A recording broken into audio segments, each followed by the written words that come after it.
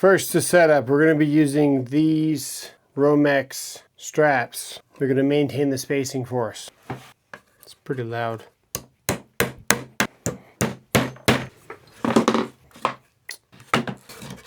Now we're going to put the Romex inside. We'll be using number 12 Romex. I'm going to try to put 2 connections per gap in here. And for safety, we're going to gap the neutral because the neutral carries an equal amount of current but can't shock us unless we get a potential going. What we're after is this neutral conductor right here. Just like that. We're going to make a couple of these. So that's one here. We're going to make another one right here.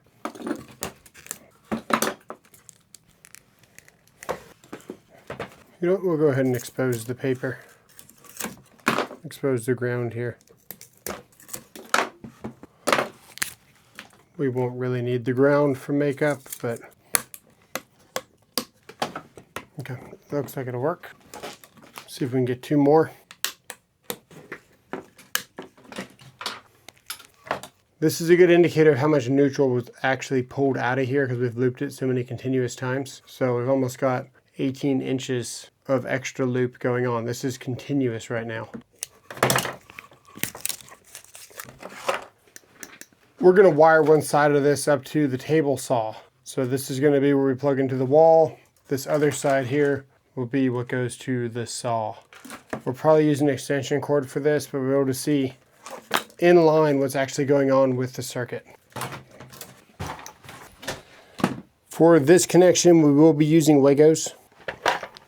Then we'll switch to Ideal, then we'll switch to Harbor Freights, and then we'll use wire nuts, and we'll show you the comparison. This is the side that we'll be plugging into the wall, or cord, whatever we're doing. This is the side we'll be plugging into the machine. And we'll be using this receptacle to do it.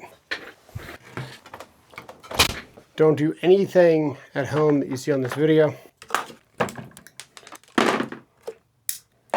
I am what you would call a qualified professional. Okay, we are going to select NCV, which is non-contact, which is known as like the hot sticks that you guys use. See here where we have voltage present. We are plugged into the wall on this side over here. We are plugged into the machine on this side. We're going to be able to read amperage real time on the neutrals. Then we're going to check which connector is truly the best. We're also going to be showing you infrared camera footage. Infrared alone won't tell you. We're going to be looking at precise measurements such as millivolts using this more advanced multimeter that's able to do voltage drop. For fun though, we're going to show you how to use inrush. So if your multimeter has inrush, this is how it works. We're going to hit the inrush button here. When we go to amperage, volts amperage, we're going to select the amperage here. We're going to hit inrush. Now it's ready. We're going to clamp around the neutral wire and we're going to be able to capture the inrush measurement when this motor starts up because the inrush current is displayed so quickly most multimeters cannot catch it. Let's see how that works.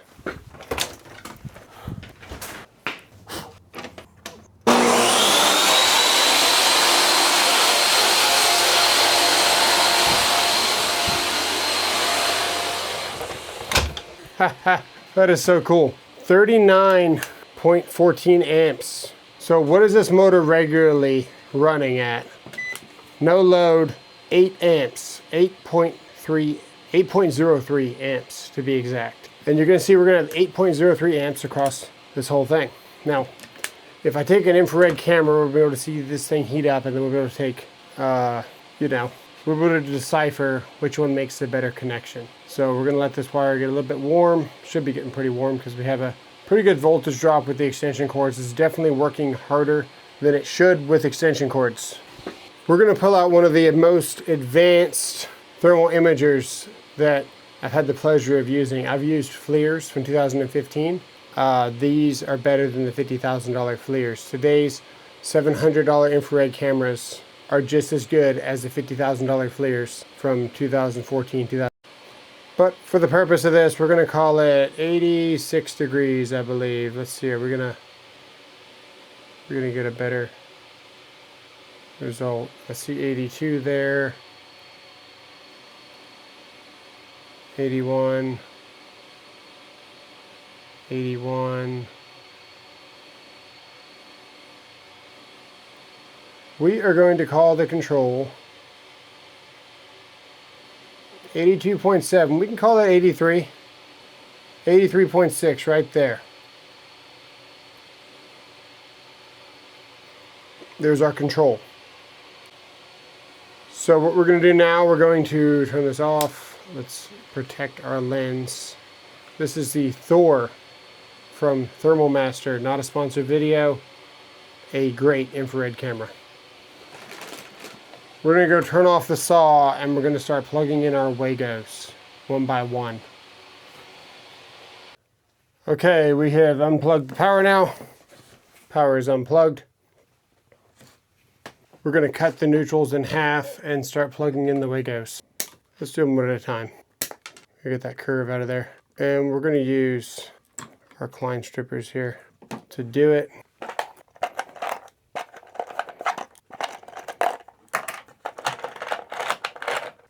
And the last one here.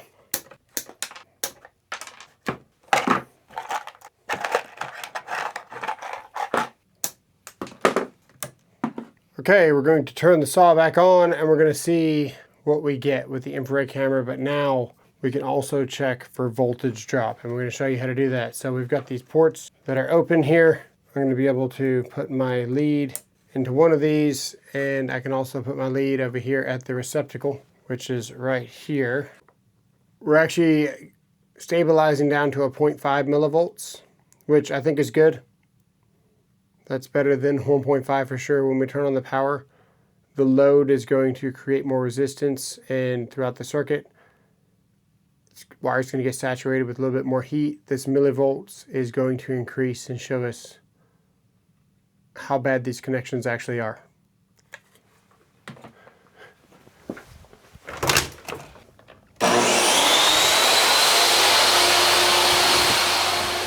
So right now you can see we are about 49.3 millivolts, 49.9, 48.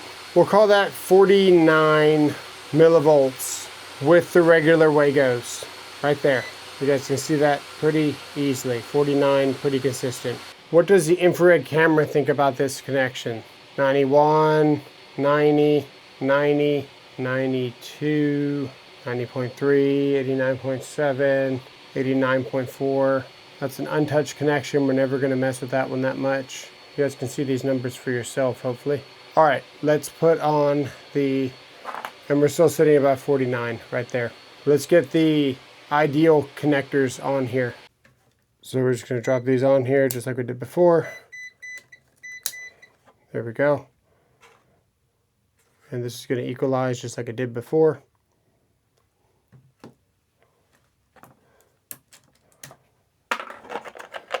We're going to see a real-time voltage drop across these before the load, after the load.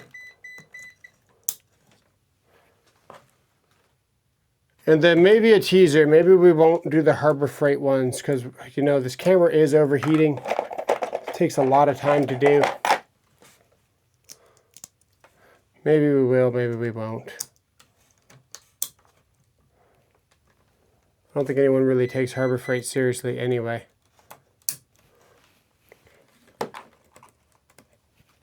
I gotta tell you, this 0.3 is better than 0.5 millivolts dropped. 0.2.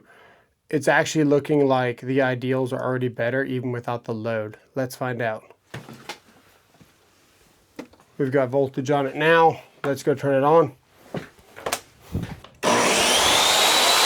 What do we have? We have a 55, 50, 54. We'll let that equalize for a second while we turn on the infrared camera. Looks like we're going to equalize to a nice 54. System is initializing here. Let's see if the temperatures are going to be different. 54 even right now, equalizing out. All right, let's get the infrared marker on there. 91.90, 90.8. 91.2, 90.8, 90.3, consistently pretty 90. That one's 90.8, That one's 90, 89, 89.7. We want to leave this on. That was an 87. That's pretty decent. 87, not bad at all.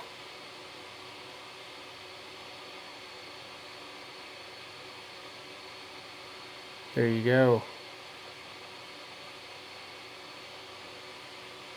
Remember, the wire's rated for 60 degrees C. And we are looking at Fahrenheit. So let's switch these out to the Harbor Freight ones very quickly. The camera is overheating. 84. 85.2. 84.7. 84. 84 equalized. Getting 52.5 consistent. Sitting at about 80 degrees there. That one's sitting at about 82 degrees. That one's sitting at about 79 actually. And 79.8 right there. 79. We'll let this run for just a little bit. See if it's going to equalize. We're sitting at 52 for the millivolt drop. This almost makes me want to try the Wagos again because you guys are going to cry. I think we need to. Redo the Wagos one more time. We're getting less millivolts with the Harbor Freight than the Wagos. Of course, the Wagos were the first out and then everyone copied them, so it's possible that these guys could have put more metal in here and just a better connection. Certainly looks like it. They're bigger. Let's try the Wagos.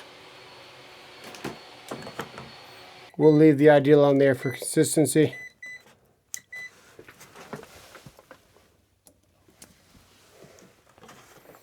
Voltage drop shot up right to 0.5, 0.3,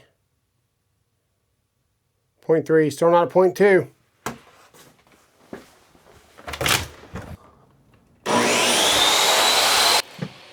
$51, $50. Let's look at the temperatures. 80, 79.7, 80.2. It's the whole connection sitting at 80, 80. All right, let's do the wire nuts. I've seen enough. 50.8, we'll call it 8. I'm a huge fan of copper on copper connections. We're not even going to twist them. We're just going to put them together in the wire nut. The copper's touching each other.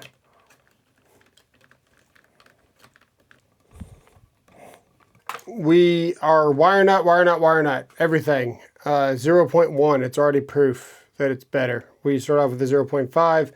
We've had 0.3s with the lever nuts. We already have a 0.1 with the wire nuts. I can't wait to see what the voltage is when we turn this thing on.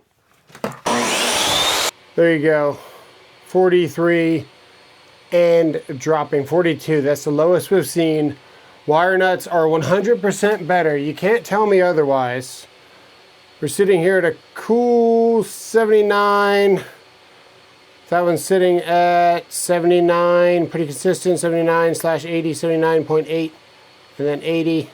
That one's sitting at 80.4. Way more consistency. Way more consistency. 80, this hasn't even equalized yet. This is going to get a little bit lower as time goes on. 42. There you go. What does it all mean? It doesn't mean anything. All these are tested. They're all UL listed. They've been tested to work for this application. They are just fine. But the proof is in the pudding. Wire nuts are superior. We're getting way better numbers than we've had before. You can't deny it. There you go. 43. 79. 79. They're all going to be 79. 79. 78, 78.8 dropping. I just saw 42. This is going to equalize down to 42. We won't bore you guys with the details. There you go. Are wire nuts better than lever nuts? Yes, yes they are. Of course they are. It's a copper on copper connection. We're not relying on this little piece of metal here to continue the connection. These are better for corrosion resistance, better in general. You're not relying on a piece of metal to continue the current back to the wire. We've got a straight copper on copper connection. Remember, equal current on single phase. The neutral carries the exact same amount of current as the hot wire. That's where we're able to do this. Don't do this at home. Please comment below. Let me know what you guys think. See you guys in the next one.